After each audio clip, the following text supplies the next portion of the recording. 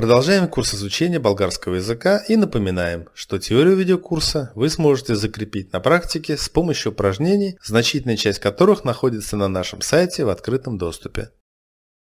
Желающие пройти более интенсивное обучение смогут приобрести полный курс упражнений, а также дополнить его занятиями по скайпу с нашими опытными преподавателями, носителями языка. Будущее время образуется, если к глаголу в настоящем времени добавить частицу «ште». Например, правя упражнение-то, делаю это упражнение. «Ште правя упражнение-то», буду делать это упражнение. Или «ште направя упражнение-то», сделаю это упражнение. Аналогично с глаголом «сым». «Аз сым на работа», я на работе. «Аз ще сым на работа», я буду на работе. Однако в случае с глаголом «сым» значительно чаще используется другая его форма, глагол «быда». «Аз ще бъда на работа», я буду на работе. Попробуем проспрягать новый глагол. «Аз бъда», «ти бъдеш», «той, тя, то бъде», «ние бъдем», «вие бъдете», «те бъдат». А теперь сравним между собой утвердительные, отрицательные и вопросительные предложения для глаголов «сым» и «быда» в будущем времени.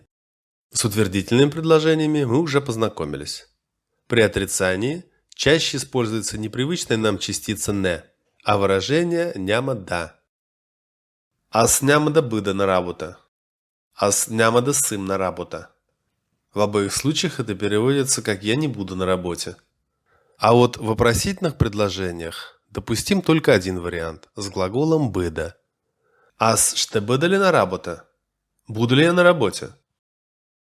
И еще раз напоминаем, что при утверждении отрицания допустимы обе формы и с глаголом «сым», и с глаголом «быда».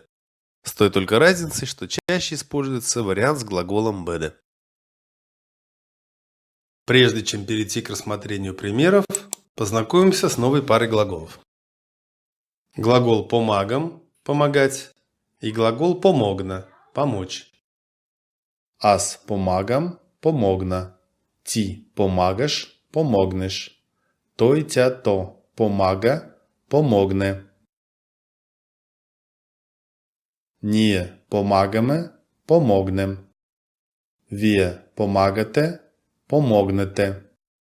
Те помагат – «помогнат». Пример с глаголом несовершенного вида. Аз ще помагам на Иван всеки день. Я буду помогать Ивану каждый день. Многократное действие. Для совершенного вида это будет Аз ще помогна на Иван този вечер. Я помогу Ивану этим вечером. Однократное действие.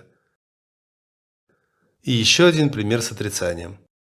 Аз няма да помагам на Иван всеки път. Я не буду помогать Ивану каждый раз. Аз няма да помогна на Иван утре. Я не помогу Ивану завтра.